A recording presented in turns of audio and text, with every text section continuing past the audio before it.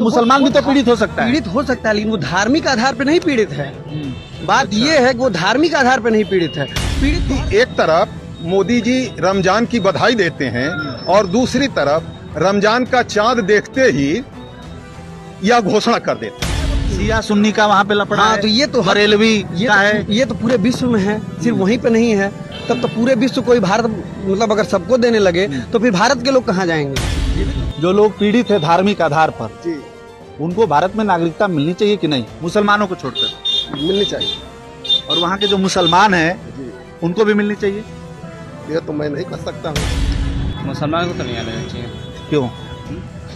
क्योंकि जो भारत है वो हिंदू राष्ट्र है। मुसलमानों को उसमें अलग कर दिया गया है, तो मुसलमानों को भी आने देना चाहिए कि उनको अलग रखना चाहिए? उनको उधर ही रहना चाहिए, क्योंकि उनका अपना देश अलग हो गया है। अच्छा, उनको वहीं रह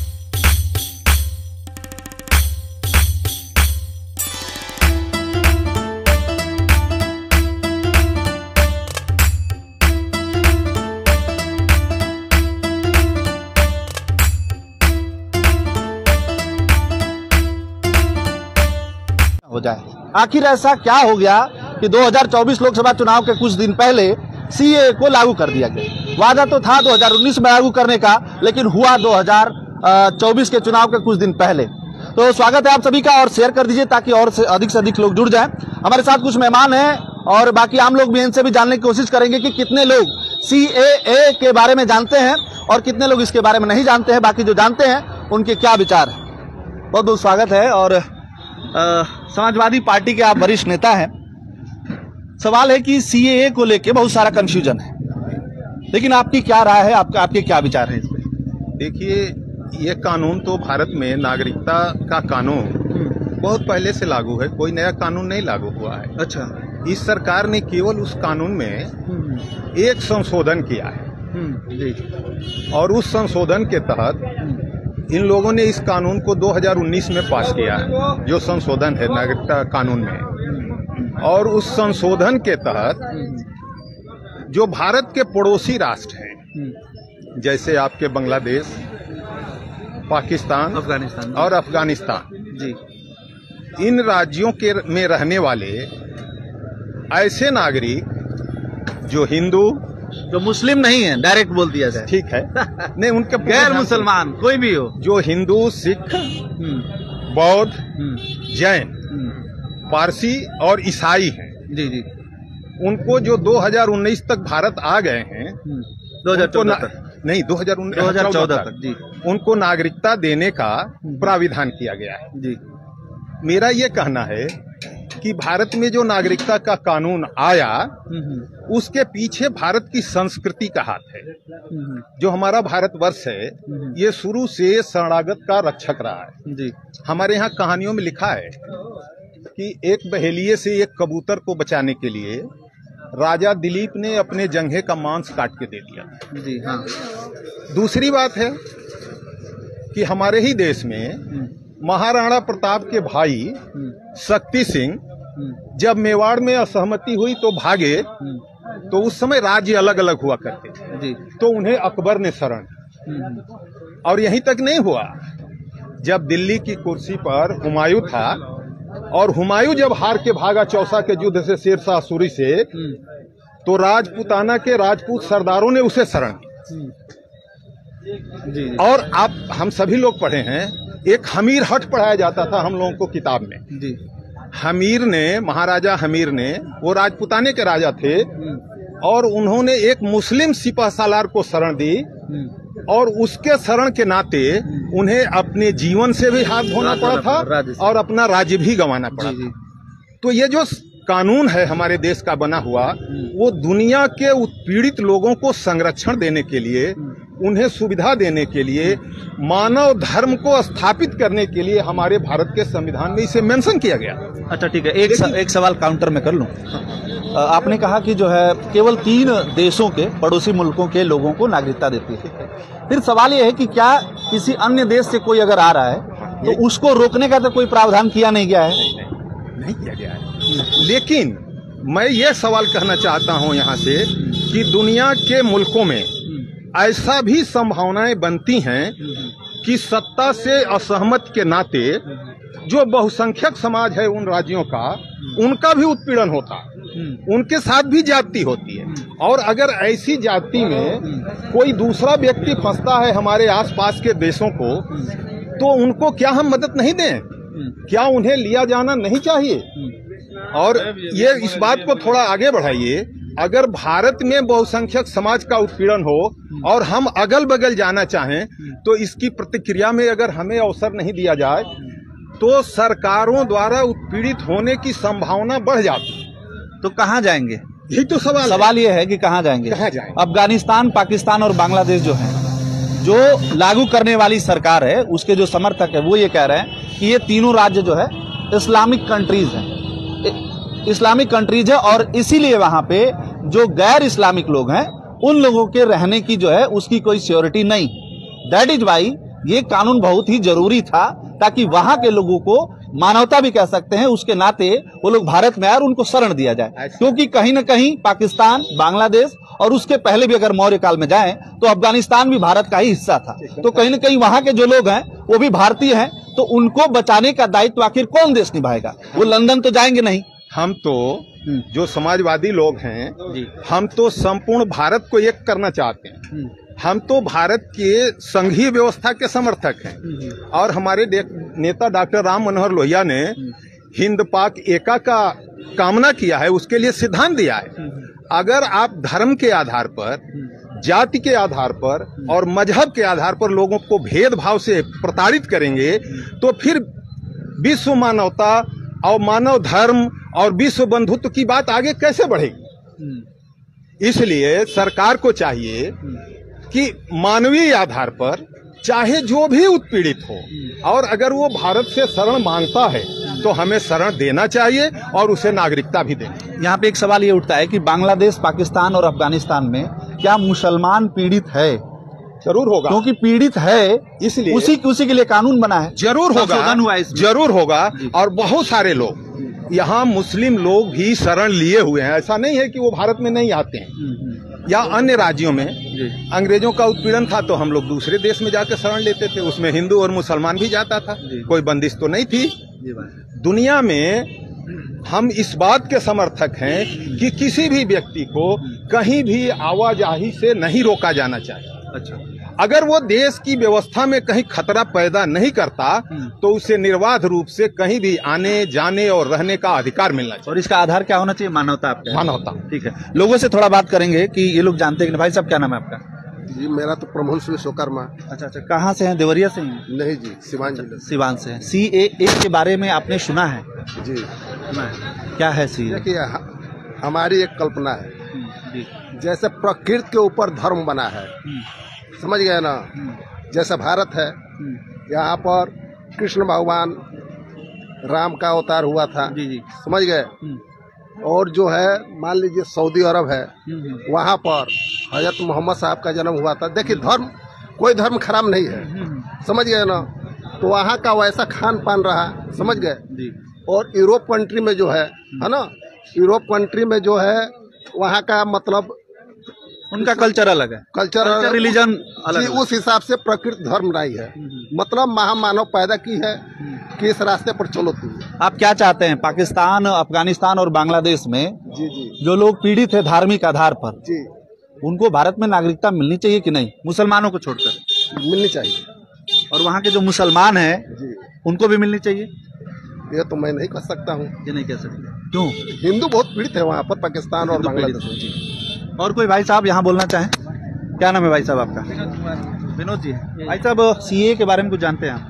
जी, सुने हैं? जी। आजकल बहुत चर्चा है, जी। कल नोटिफिकेशन आया, तो क्या लग रहा है आपको ये CAA जिस तरीके से आया है वो सही है? इसमें बदलाव होना चाहिए? सही है, एकदम सही है।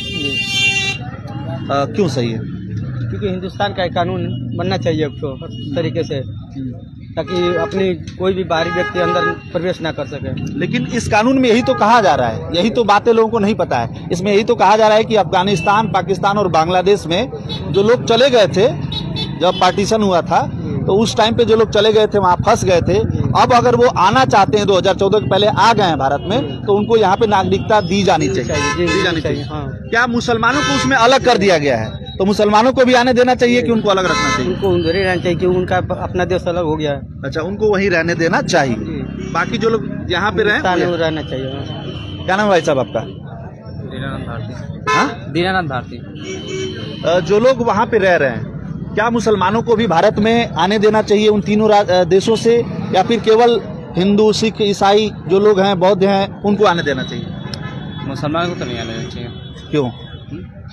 क्योंकि अपनी कंट्री वहाँ पे है, हम लोग अपनी। अच्छा, मतलब वो लोग जो है एक इस्लामिक कंट्री बना लिए, तो भारत में क्यों, ये आपका कहना है? जो भारत है वो हिंदू राष्ट्र है। अच्छा, भारत हिंदू राष्ट्र। क्या नाम भाई साहब आपका? कृष्णा। इधर आ गए। आप भी सहमत हैं इनसे भाई साहब से? सहमत है। तीनों राष्ट्र में मुसलमानों को वहीं रहने देना चाहिए, हम लोग को यहाँ एकदम भाई साहब क्या नाम है आपका? आगे जी। सिंह।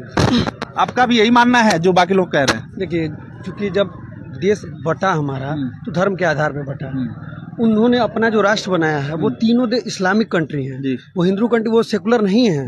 और जब हमारा देश है सेकुलर है, और हम सिर्फ उन्हीं को ले रहे हैं। ये जो सीए है वो नागरिकता देने का है, किसी से नागरिकता छीनी नहीं जा रही। आप पूरा समझ गए। और वो ये है कि भाई अगर कोई दूसरे देश में रह रहा है और वो वहाँ अल्पसंख्यक है, बहुसंख्यक नहीं है, वो वहाँ पे अल्पसंख्यक है और धार्मिक आधार पर उत्पीड़न हो रहा है वहाँ पे। जैसे कहा जाता है कि भारत जो है, चाहे हिंदू धर्म की बात करें, भारत है ये मानवता के लिए बना है, मानवता के लिए। ये कोई बहुत छोटी सोच वाली धर्म नहीं है। तो सवाल ये हो सकता है कि वहाँ पे जो मुसलमान पीड़ित है उसे भी तो भाई वहाँ मुसलमान भी तो पीड़ित हो सकता है। पीड़ित हो सकता है, लेकिन वो धार्मिक आधार पर नहीं पीड़ित है। बात ये है कि वो धार्मिक आधार पर नहीं पीड़ित है। पीड़ित तो हर जगह है। और अगर धार्मिक आधार पे पीड़ित हो तो? धार्मिक आधार पर वहाँ नहीं पीड़ित होगा, वो ऑलरेडी वो इस्लामिक कंट्री है। वो शिया सुन्नी का वहाँ पे लफड़ा हाँ, है, तो ये तो बरेलवी का है। ये तो पूरे विश्व में है, सिर्फ वहीं पे नहीं है। तब तो पूरे विश्व कोई भारत मतलब अगर सबको देने लगे तो फिर भारत के लोग कहाँ जाएंगे? ये भी तो बहुत बड़ी समस्या है। उनको वहीं रहने देना चाहिए। हाँ, उनको वहीं रहने देना। आपका भाई साहब क्या नाम है? भाई साहब मैं ना कहना चाहता हूँ कुछ भी इस मामले में। अच्छा, नाम तो बता दो यार। अब्दुल अलीम। अच्छा, यहीं से होगे कहीं बाहर? मतलब भैया जी, हम लोग लोकल। हाँ, बताइए। ये मेरे दुकान है, बताइए। भारतीय जनता पार्टी का हम है। लागू होना चाहिए। इसी तरीके से कहा जा रहा है कि वहाँ मुसलमान भी तो पीड़ित है, उसे भी तो आने देना चाहिए। हाँ, एकदम आना, बिल्कुल, उसमें कोई झूठी नहीं है। संसदा कोई आके भगवान नहीं बनाया है, इंसान ही उसका। भाजपाई होके और जो है सीए का विरोध कर रहे हैं आप? नहीं, मैं देखिए बड़े भाई आपसे कहना चाह रहा हूँ कि भारतीय जनता पार्टी सबका मदद करे। अब चलिए ठीक है, ये तो हम जो है इन्हीं से ले लेते हैं। बाकी जैसे लोगों से हमने बात किया तो लोगों ने वही चीज कही। वो कहाँ गए एक भाई साहब यहाँ पे जो बोल रहे थे, तो आपने सुना वो पूरी की पूरी बातचीत जो है किस तरीके से वो कह रहे थे। वो they are confident about this कि कैसे हमें बोलना है और क्या हमें बोलना है। राजनीति की बात अलग है और व्यवहार की बात अलग है। आप अगर देश की डाटा को देखें तो 1 लाख लोग प्रतिवर्ष इस देश से पलायन कर रहे हैं। अभी तक इनके कार्यकाल में जो वर्तमान सरकार चल रही है, लगभग 15 लाख लोग ये देश छोड़ के जा चुके हैं। आने वालों की हमारी चिंता नहीं है, अरे जाने वालों की हम चिंता नहीं कर रहे हैं, लेकिन हम धर्म के आधार पर दूसरे को अपने यहाँ लेने को तैयार हैं। और ये बात इसलिए हो रही है कि आप अभी कह रहे थे कि ये चुनाव का समय चल रहा है और ऐसी संभावनाएं थी कि 13 और 14, 15 तक चुनाव की घोषणा हो जाएगी, लेकिन सुप्रीम कोर्ट ने एक फैसला सुना दिया और इलेक्टोरल बॉन्ड के सवाल पर सरकार बुरी तरह से उलझी हुई है। दैट इज वाई उसको जो है इसलिए रिफ्लेक्ट करने के लिए अकस्मात रातों रात 11 को अंतिम फैसला आता है और सुप्रीम कोर्ट कहता है कि आप इलेक्टोरल बॉन्ड से जो पैसा लिए हो उसको, चाहे जो भी पार्टी ली है, उसको पब्लिश करिए। और आज ही का टाइम था सुप्रीम कोर्ट में कि आप 5 बजे तक उसकी लिस्ट दाखिल करिए। सुप्रीम कोर्ट भाग रहा है, चुनाव आयोग के लोग इस्तीफा दे रहे हैं और इस पर जब सरकार चारों तरफ से घिरी हुई है तो सेंटिमेंटल कार्ड खेला, भावनात्मक कार्ड खेलने के लिए, जैसे उनका पुराना सिस्टम है कि इस देश में धार्मिक आधार पर ध्रुवीकरण कराओ,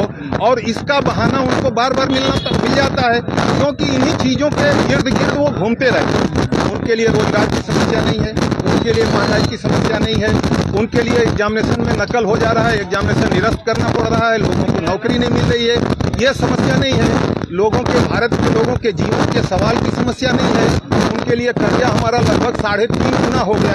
मतलब असल मुद्दों से ध्यान भटकाने के लिए इन सब चीजों को लाया जाएंगे। इसीलिए अच्छा हम लोग एक बार जो है सरदार जी लोग से बात कर लेते हैं, फिर हम आपके पास एक बार आते हैं। तो ये देखिए जो है ये लोग सरदार जी लोग, और कहीं ना कहीं इन लोग का भी नाम उसमें है।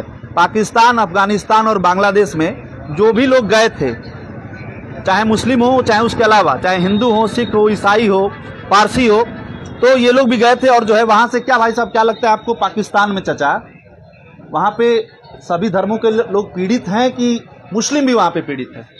वो यही जो रह रहे हैं वो सभी पीड़ित ही हैं। धार्मिक आधार पे, रिलीजन बेस पे, धर्म के आधार पे क्या वहाँ मुसलमानों को मारा भगाया जा रहा है, काटा जा रहा है पाकिस्तान में, अफगानिस्तान और बांग्लादेश में, या बाकी लोगों को मारा जा रहा है? यार उधर का मेरे को इतना पता नहीं है। ठीक है, आपको चचा कुछ जानकारी जाते नहीं, हम पता ही नहीं आ रहा है। तो अब हो सकता है कि कुछ डर हो या फिर कुछ और कारण हो, तो कहीं ना कहीं जो है भाई साहब क्या देखने को मिल रहा है, माहौल बताइए। ये मत बताइए कि सीए लागू होना चाहिए कि नहीं, पत्रकार से नहीं पूछूंगा। नहीं, सीए लागू होना चाहिए या ना होना चाहिए, सरकार की मंशा है, जैसा करे। माहौल क्या है, माहौल क्या दिख रहा है? माहौल तो ठीक है, माहौल तो क्रिटिकल हो चुका है। यहाँ मुसलमान डरे हुए हैं, हिंदू मुसलमान करके राजनीति कब तक चलेगी? न रोजगार की बात हो रही है, न विकास की बात हो रही है। गंगा बह रही है, विकास आ गया, विकास जन्म लिया कि क्या हुआ अभी भी नहीं देखा जा रहा है। मेन मुद्दा है रोजगार, महंगाई है। और ये देखा जा रहा है कि मुख्यमंत्री जी कुछ दिन 2 दिन पहले आए, उन्होंने कहा कि हम चाहते हैं हमारा भारत और हमारा प्रदेश जो है रोजगार दिया जाएगा, व्यवसायियों का व्यवसाय करने के लिए फंडिंग की जाएगी, लोन दिया जाएगा। अरे शिक्षा गर्त में चला जा रहा है, सरकार तो इस पर तो ध्यान दे। एजुकेशन सिस्टम खत्म हो गया, गरीब के बच्चे के पास फीस नहीं है तो अपनी फीस भर पाए, आगे का पढ़ाई और शिक्षा का ग्रहण कर पाए। सरकार से मेरा ये निवेदन है कि जो भी जो है शिक्षा पे जो भटकाया जा रहा है और जो शिक्षा महंगी की जा रही है, जो बुकें हमें मिलती थी 50 रुपये में, 20 रुपये में, वो बुके की कीमत हो गई है 600, 700, 1000। भाई साहब देखिए पत्रकार का दर्द है। और ये मौजूद चचा कुछ बात बोल रहे थे, क्या नाम है आपका? ये बताइए, ये अच्छा कानून है, लागू होना कानून है? बांग्लादेश से अगर सारे हिंदू चले आए होते तो वहाँ कत्लेआम नहीं बाबरी मस्जिद गिरने पे हुआ होता, समझ रहे हैं ना? अब बीजेपी को चाहिए कि सबसे पहले विदेश से सारे हिंदू को बुलवा के भारत में ले आए, वोट बैंक का सही हो जाएगा। वैसे ही जी भड़के हुए हैं इसलिए कह रहे हैं कि नहीं, भड़के नहीं है, सही बात कर रहे हैं। यही हो ही रहा, न रोजगार, न स्वास्थ्य, न शिक्षा।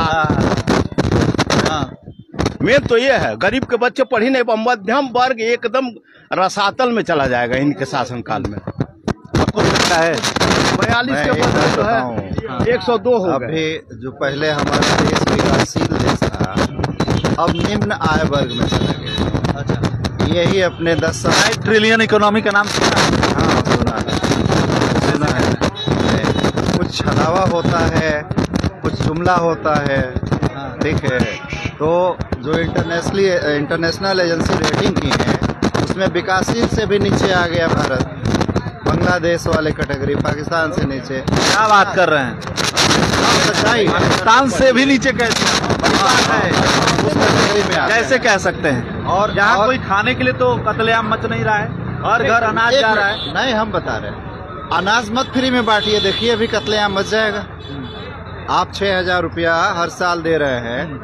पहले एक साड़ी कोई बांटता था तो ब्लेम लगाते थे कि वो वोट के लिए घूस दे रहे हैं, वोट के लिए साड़ी बांट रहे हैं, पैसे बांट रहे हैं। आप तो आधिकारिक रूप से बांट रहे हो भाई, सबके खाते में 6,000। ये बड़ी बात है, ये बड़ी बात है भाई साहब। क्या लग रहा है आपको कि जो है पहले कुछ और था, आज कुछ और है? केवल जो है देश में जुमलेबाजी हो रही है, हिंदू मुसलमान किया जा रहा है। नहीं, हमारी सरकार है अच्छा, ये अच्छा है कि बुरा है, बस इतनी बात। बहुत अच्छा है। अच्छा है, क्योंकि जो सरकार लेकर आया बहुत अच्छा लेकर आया। और हाँ, ये बात है, सरकार को ये बताना सीए क्या है, वो भी किसी को आदेश से आधे कितने लोग मालूम नहीं सीए क्या है। तो ये तो पहले सीए का मतलब सबको बताना चाहिए, उसके बाद फिर जब जनता जान लेगी तब कुछ मालूम पड़ेगा। अभी कितने लोग, अभी सीए के विषय में कितने लोग मालूम भी नहीं है। आपको मालूम है सीए क्या है? जी लागू है, इतना मालूम है। क्या है सीए? भाई साहब ने कहा कि सीए कुछ बहुत लोग पता नहीं, वही मतलब जो मतलब मुसलमान देखना है, पहले के आए लोग यहाँ पे सारे मुसलमानों को नहीं देखना। ये कंफ्यूजन विपक्ष ने खड़ा कर दिया है। भाजपा वाले कह रहे हैं कि विपक्ष जो है कंफ्यूजन क्रिएट करके और जो है मामला और गरमा रहा है। ये ऐसा है ना कि भारतीय जनता पार्टी के लोग जब नोटबंदी हुआ तभी कहा कि कंफ्यूजन कर रहे हैं, और अगर लोगों को 50 दिन में हम सुविधा नहीं दे पाते हैं तो चौराहे पर जूता मारना। किसी ने मारा जूता और वो जूता खाने के लिए आए। तो देखिए ऐसा है कि भारतीय जनता पार्टी केवल और केवल देश के लोगों को और उनके दिमाग को डाइवर्ट करने की कोशिश करती है, और जब भी वो संकट में आती है तो बस उसको केवल हिंदू और मुसलमान के अलावा कुछ दिखाई नहीं देता ना। और आज वो संकट में है। क्यों? अब क्या होगा? फाइनल कंक्लूजन दे दीजिए ऑडियंस को, एक सफाई भी दे दीजिए कि कोई कंफ्यूजन ना हो, कोई मामला ना गड़बड़ाए, क्योंकि हम लोग स्वच्छ और निष्पक्ष तरीके से काम करते हैं। देखिए, कोई मामला नहीं गड़बड़ाने वाला है। इस देश की आवाम, इस देश के लोग इतने सहिष्णु हैं और इतने धैर्यवान हैं कि बहुत सारे भड़कावे पूर्ण कार्रवाइयों को भी वो बहुत सावधानी से देखते हुए गुजर जाने देते हैं। इसलिए समाज में कुछ होने वाला नहीं है। बस सरकार इसके खिलाफ एक आतंक और ऐसा माहौल बनाना चाहती है, और उसके लिए प्रशासन और पुलिस का भरपूर प्रयोग कर रही है। अच्छा। और उनके माध्यम से समाज में दहशत फैलाना चाहती है।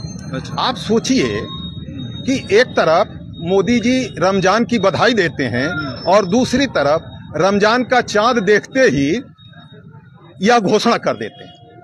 तो दूसरी तरफ, एक तरफ आप कुछ करते हो और दूसरी तरफ आप उसको आतंकित करने की कोशिश करते हो।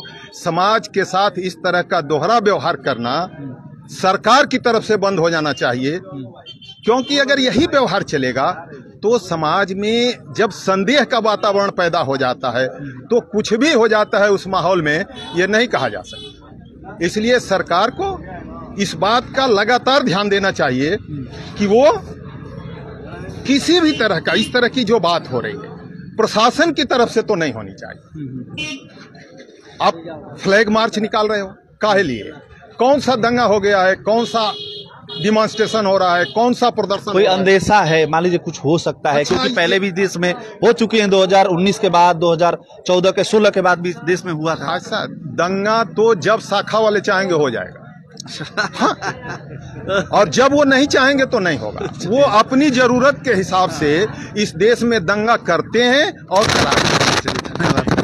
तो चलिए भाई साहब, जो है देखिए मेरे हाथ में है चाय, या कह लीजिए कॉफी। और चाय तो भैया हर दुकान पे मिलती है, हर नुक्कड़ चौराहे पे मिलती है। तो चाय की चुस्कियों के बीच चुनावी चर्चा राजीव भारतवर्ष पे आप देख रहे थे, और कहीं ना कहीं 2024 लोकसभा चुनाव को लेके ये जो मामला पूरा गरमाया हुआ है, उसी से जोड़ के सीए को भी देखा जा रहा है। तो मेरे हाथ में है चाय, आप भी चाय ले लीजिए, वीडियो का आनंद लीजिए।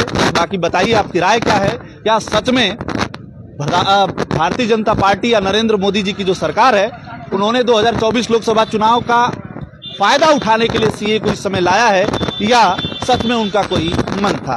बने रहिए हमारे साथ। हमें स्वच्छ और निष्पक्ष राजीव भारतवर्ष।